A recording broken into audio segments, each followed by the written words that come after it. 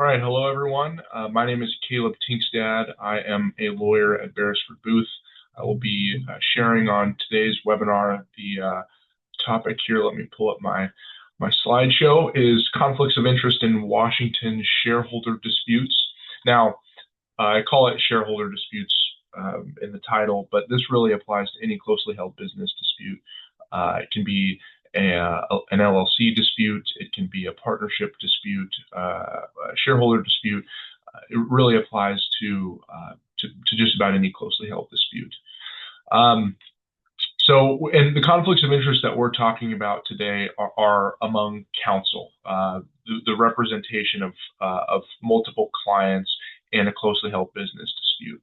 And as the question poses, right, there's really one main dispute that you will see in closely held business disputes that creates conflict of interests among counsel, and that is derivative actions.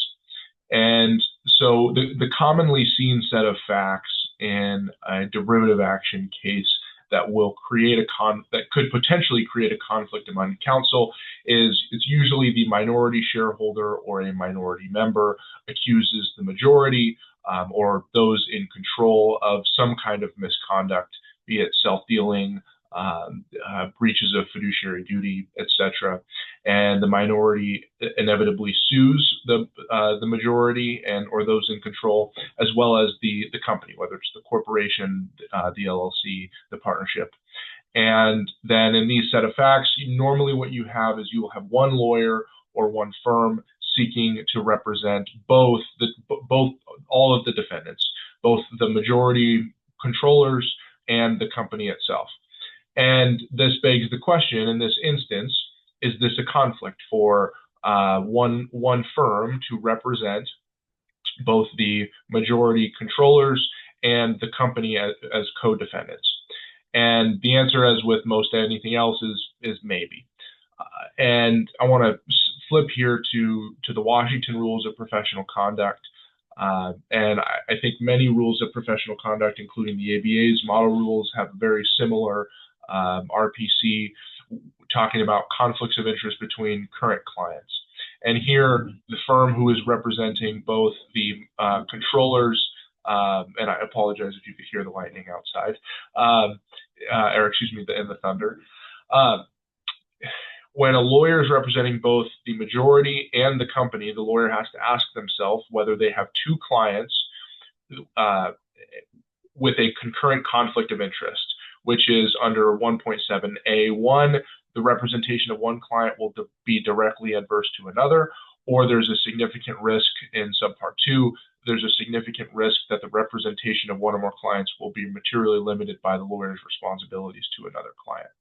And where we mainly see this become a concurrent conflict of interest is because the minority shareholder in a derivative action is asserting a claim on behalf of the company against the majority. And so, in essence, right, the company is asserting a claim against the majority. And so this begs the question, how is it possible for one lawyer to represent both the company and the majority when the minority shareholder is asserting a derivative claim on behalf of the company against the majority? And RPC 1.7 talks about obtaining the impacted client's informed consent. And there are still some questions as to whether the majority and the company, as both the impacted clients, can even consent to this kind of concurrent conflict of interest or potential concurrent conflict of interest. Unfortunately, I don't think Washington courts have been particularly helpful on this issue. There is a case, I believe from the 1980s, called Hicks v. Edwards, which really does not. It references this as an issue and provides a bunch of authority from other jurisdictions and secondary sources and legal commentators about how this should be addressed. But in that, the Hicks v. Edwards is really addressing from the trial court. The trial court, there was a CR11 motion for sanctions, seeking to sanction a lawyer who represented both the company and the majority. And so the court did not address whether it was lawful for the lawyer to both to represent both defendants, the court was mainly addressing whether the lawyer complied with his CR11 obligations in that case. There are some other jurisdictions. Washington regularly will look to New York and Delaware on these types of issues as well. There's a bunch of case law in New York talking about how this is generally prohibited.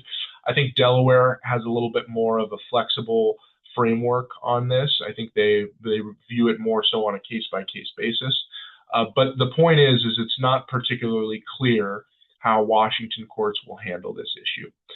And so this begs the question, in light of all this, well, what's the best practice? And from my perspective, the best practice is just to avoid the conflict entirely by hiring separate counsel.